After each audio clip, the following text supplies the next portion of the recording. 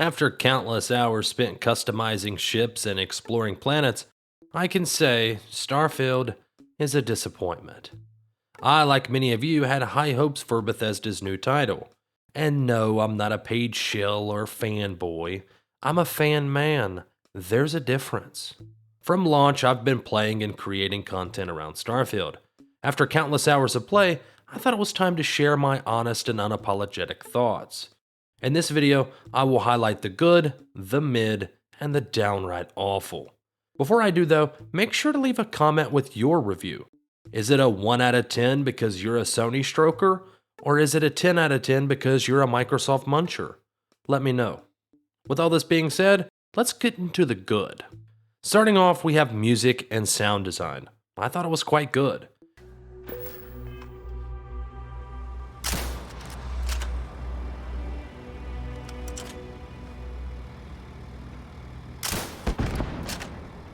The peaceful, serene tracks, when used correctly, give a sense of wonder and majesty, fitting for a game about space travel and alternate universes.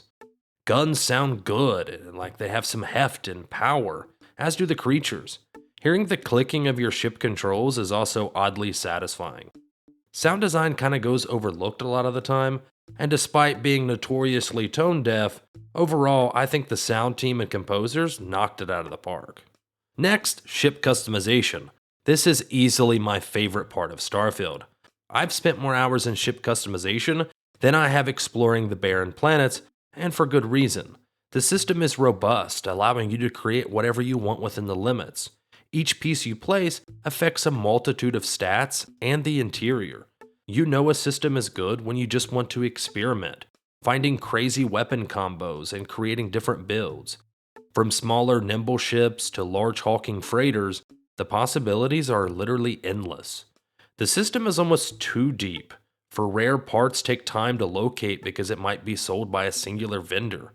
This system is the best innovation in Starfield though. There are flying shooting games that don't offer this much customization and control of your ship. Then we get into voice acting. I thought the voice acting was good. If you ignore the weird character model faces and lack of animations, you'll notice the voice lines are actually perfect. Some of the performances give the emotion that the scenes require, helping bring you into the story or character struggle. While some might be bland or lacking enthusiasm, none stick out for being bad. Some of the voices are so good, they elevate the rather boring and generic source material. Next, I thought the planetary biomes were diverse and offered a good bit of visual variety. In Starfield, you'll find forests on a number of planets. However, each forest will be slightly different, and I liked seeing the sometimes subtle changes.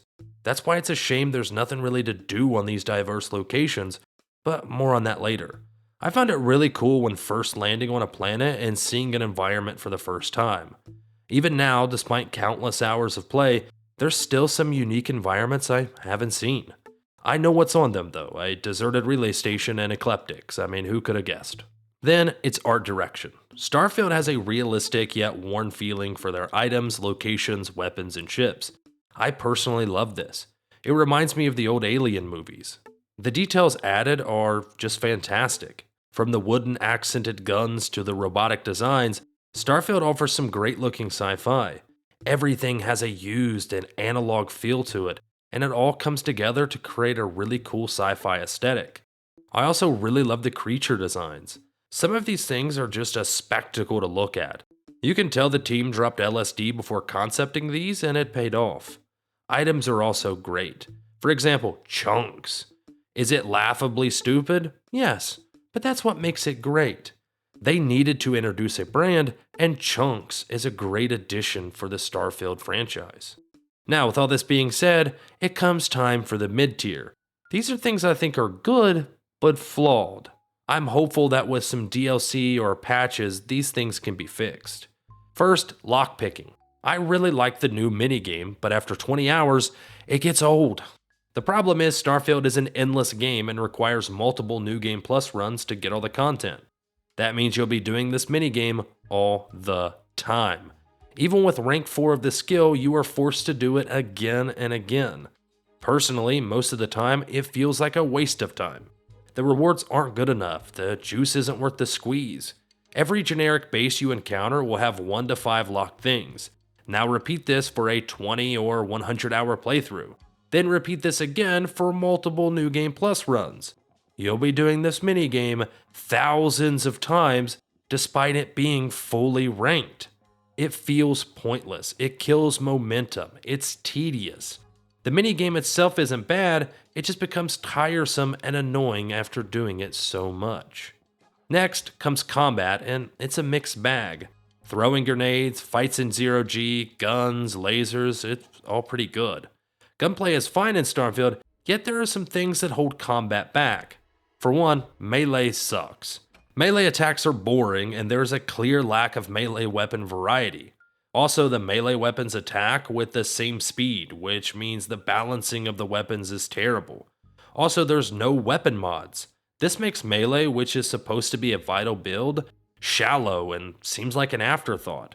There are 30 ballistic guns alone. Melee weapons get shafted hard.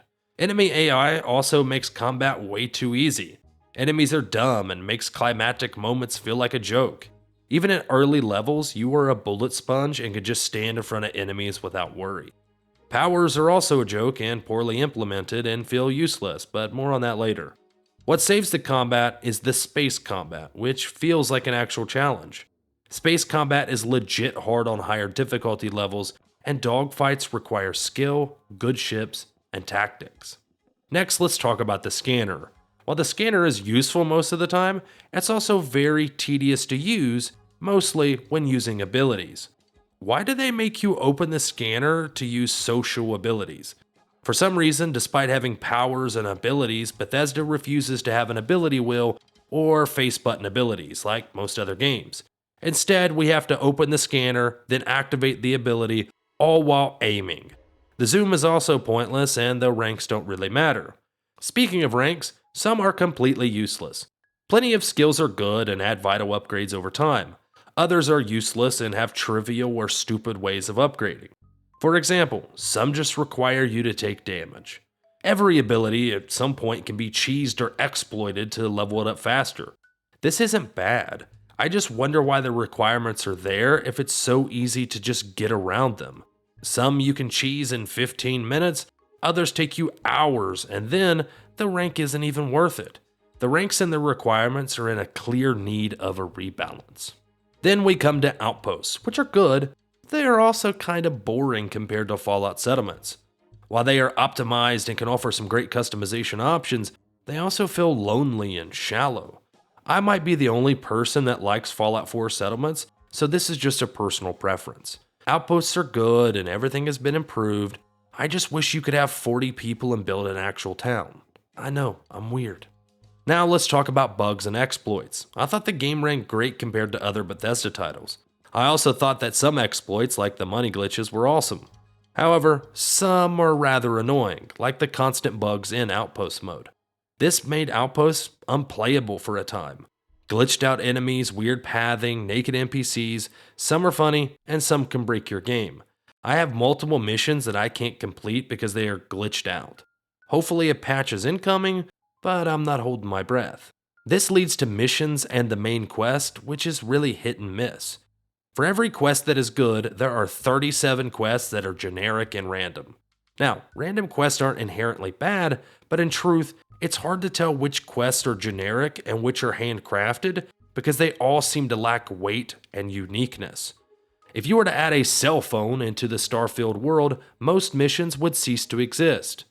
Some quest lines, such as Faction Quest, do a good job of creating atmosphere and introducing some interesting side characters. Now I know a lot of people don't finish the main quest. That used to be a compliment, but anymore, it feels like an indictment. I had to force myself to complete it because it was lacking weight, and what impact was there seemed meaningless because you were incentivized to do the story multiple times. This leads into the bad, which is impact and weight. Most decisions and quest outcomes lack true consequences and radical gameplay changes. Some missions, like the Crimson Fleet, has some outcomes, sure. However, you can also just pay off your bounty. You can go on a murder spree throughout an entire galaxy and then just pay off your bounty. Does that murder spree have any impact? It doesn't feel like it. Bethesda has a model. They don't want to lock you out of content. They want you to enjoy the missions regardless of what you've done. This isn't a bad model, but it makes the rest of the game lack impact. On a few occasions, your choices come back to haunt you. But is this frequent? It doesn't feel like it. You can get a mission to kill pirates, yet be a pirate yourself. Does this let you change the outcome or have unique interactions? No, it's just a quest you can't complete unless you turn on the Crimson Fleet. If not, it's just gonna sit in your mission tab forever. Doing one mission doesn't affect the world or other missions, making the world feel distant and disconnected. Does the game have to have detailed interactions like New Vegas? No, but I hope for some consequences and outcomes. I want it to impact cities or even planets. The only thing that really changes playthrough to playthrough is Constellation. I wish the entire game had the variance of Constellation rather than keeping it so isolated. Next on the shit list, NPCs and AI. Now I've already made a video on this so you can check that out, but to summarize, the AI stinks. Enemies are stupid, companions are stupid, and the world doesn't know how to interact with you. Sometimes it's funny, sometimes it's sad. The interactions just aren't there. Next, let's talk about powers, and let's just say I was disappointed. I think the implementation is just bad. If you want a power, you have to do the floating minigame every single time. If you want to rank up these powers, you have to do New Game Plus up to 10 times. That means doing the story, doing the floating minigame, and killing the random Starborn hundreds of times. This is terrible. The minigame is pointless, the fight is worthless, and the powers are weak unless upgraded. You can also only have one power equipped, meaning you'll have to hotkey more, which is again cumbersome and slow. Power should have been the coolest part of combat. Rather, it's actually bad and tedious to collect. Imagine playing Red Dead Redemption 2, and in order to fully upgrade your Deadeye, you had to go to over 200 locations, sit through loading screens, do pointless fights, and complete the main story 10 times. At this point, they should have just done VATS. Powers should have been cool. Why can't we just have a power wheel so we can use multiple powers at once? Why can't we just rank up powers like we do skills? Again, good idea, but the worst possible execution. It's not engaging to fly to random planets, float in circles, and kill an invisible dude. Now, let's get into loading screens. Loading screens are just bad. Everything you want to do in Starfield has a loading screen. So you want to do this? Loading screen. Usually I'm not a critic of these kind of things, but because your ship is mostly used as fast travel and you'll be jumping everywhere, you are going to see this a lot. You're going to see a lot of loading screens. This brings us to UI and maps. Navigating maps in the UI is terrible. The star map is sometimes hard to read. You have to keep going in and backing out to find where you want to land, and if there's a hiccup, you got to exit all the way out. Not to mention places like New Atlantis don't have maps, so good luck trying to figure out where the hell you're supposed to go. I think everybody, whether you're a fanboy or a hater, can agree that the maps and UI need some serious updates and work. There's a reason why the first mods that come out are icons and better ways to sort your gear. Lastly, let's talk about what I think is the worst part of Starfield and the biggest disappointment: exploration. This is Starfield's biggest problem for me. I love exploring in games, yet in Starfield, it isn't fun, interesting, or rewarding. Planets are empty except for the generic bases or outposts that repeat. These bases aren't bad and they're fun to loot the first time. The problem is, even after 20 hours, you'll find the same thing. It gets to the point where you stop exploring. You just run to where you're going and run back. Finding unique traits of a planet is completely useless. Can they lead to items, powers, perks, skills, anything that leads to a rewarding discovery? No, and that's just bad. It is more lucrative to search actual piles of shit. You can discover something cool and yet it does nothing. It's just eye candy. It's not worth finding. It's better to loot that abandoned base for the 16th time, and that's just sad and bad game design. There's nothing unique to these planets in procedurally generated content. That planet that you found that looks cool has the same stuff as that other planet. If you love mindless shooting or mindless looting, you're gonna love this. I don't. I felt like exploring was a waste of my time. I'm personally tired of having mods and updates fix the game. I mean, I played Morrowind, Oblivion, Fallout, Skyrim, all without mods. I do think Starfield is a great framework for mods, but damn, if it's gonna rely on mods so much, then why not just release day one mod support? I don't want a mission simulator personally. I wanted to fly my ship around the cosmos and get into adventures. The game does do this, but it's limited in multiple ways. You can't actually fly your ship, it's just mostly used for fast travel. Exploring planets isn't fun or unique. Quests are generic, lack impact, and feel meaningless. Mods, updates, and DLC will improve the game, but as of now, they have their work cut out for them. Starfield is a good game, but the longer you play, the more the warts start to show. The first time exploring areas is fun. Upgrading your ship, looting, finding legendary gear, doing a faction questline, it's fun. For a while.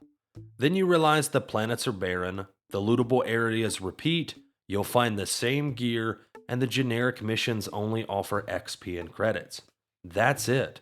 Nothing of impact or uniqueness. After building 3 ships, there's nothing really to spend money on. Some people say Starfield doesn't get good until 40 hours in. Well, I think the opposite. I think the opening 15 to 40 hours are great.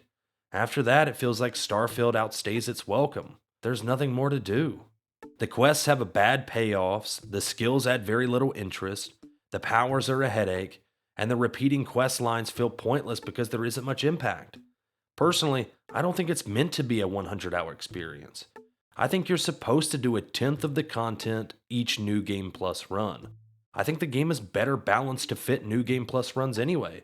Endless quests, procedurally generated locations, generic missions for money. It's like Bethesda balanced the entire game to be played on a loop, yet also tried to make it endless. I personally think the game is best played with New Game in mind, but the benefits and rewards still aren't worth it. Constellation has changed, sure, but every other NPC, questline, faction quest, and secret is the exact same. Despite being able to influence certain things, you can't see the impact that you've left or live with the choices you've made. Hopefully mods or DLC can make each run through the story or questlines more unique, adding true replay value. I think that's what Starfield is missing. It feels like you are journeying your way through multiple universes, yet outstay your welcome in one. With all this being said, my official score for Starfield is a 7 out of 10. Some systems are great, such as ships and art direction. Others are terrible, like exploration, uniqueness, and powers. Being an endless exploration and quest simulator isn't a bad thing, and I do think it's a great game when looked at from a mod framework perspective. If you like the core gameplay, you'll find plenty of reasons to play for countless hours. I'm hopeful Starfield will be better, I just hope it comes sooner rather than later. I'm sure reviewing Starfield 2 years from now will be different, but until then, I have to judge the game as it stands. If you like this video, give it a like. I'd appreciate it. Make sure to leave your review down in the comments, and have a good one.